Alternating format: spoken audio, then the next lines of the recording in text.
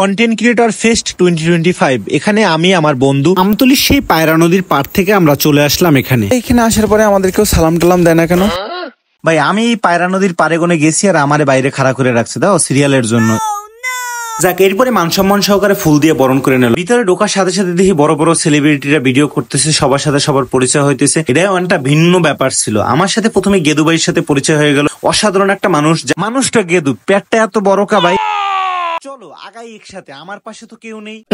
বলতে না বলতে আমার প্রিয় একজন মানুষ আমার পাশে চলে আসছে, মুরাদ ভাই, যাকে আমি অনেক বেশি পছন্দ করি এবং তার অভিনয়গুলো অনেক সুন্দর। আর এই হলো আমাকে বাপ্পি ভাই। আসলে এরকম একটা ফেস্ট প্রতি বছরই প্রয়োজন, কারণ সবাই একত্রিত হলে অন্যরকম একটা ফিল পাওয়া যায়। এই প্রথম যেটা বরিশাল বিভাগের সকল কন্টেন্ট ক্রিয়েটর একত্রিত হচ্ছে। বিশেষ করে এই ফেস্টের জন্য ধন্যবাদ দিতে হয় বনিয়ামিন ভাইকে, যিনি অক্লান্ত পরিশ্রম করেছে এই কন্টেন্ট ক্রিয়েটর ফেস্টের জন্য। মিরাজ টেলিকমের সামনে ছবি না তুললে কয়েকদিন পর ফোন নিয়ে গেলে আমার কষাইয়ে রাখবে। এবং এই ফেস্টে বিশেষ কিছু মেহমান ছিল যেগুলো আমাদের সত্যি আরো বেশি আকর্ষিত করেছে।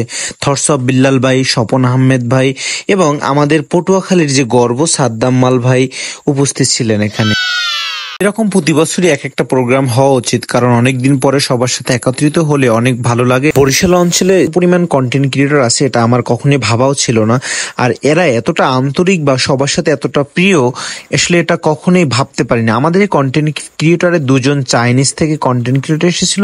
আমাদের এই কন্টেন্ট ক্রিয়েটর ফেস্টে এসে তাদেরও অনেক ভালো লেগেছে। বিশেষ করে আমাদের এই বরিশাল অঞ্চলের কয়েকজন কন্টেন্ট ক্রিয়েটর আছে যারা আমার বেশ পছন্দের একজন মানুষ। তার ভিতরে হচ্ছে আমাদের নেবাই মানে সিয়াম আহমেদ ভাই, অনেক প্রিয় একজন মানুষ।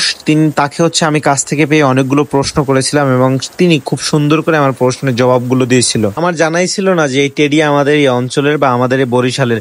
পরে দেখলাম যে আমাদের কন্টেন্ট ক্রিয়েটর ফেস্টে এসে টেডি অনেকক্ষণ মজা করছিল, তবে আমিও তার সাথে মজা কম করিনি, অনেকক্ষণ তার সাথে আমিও মজা করেছি।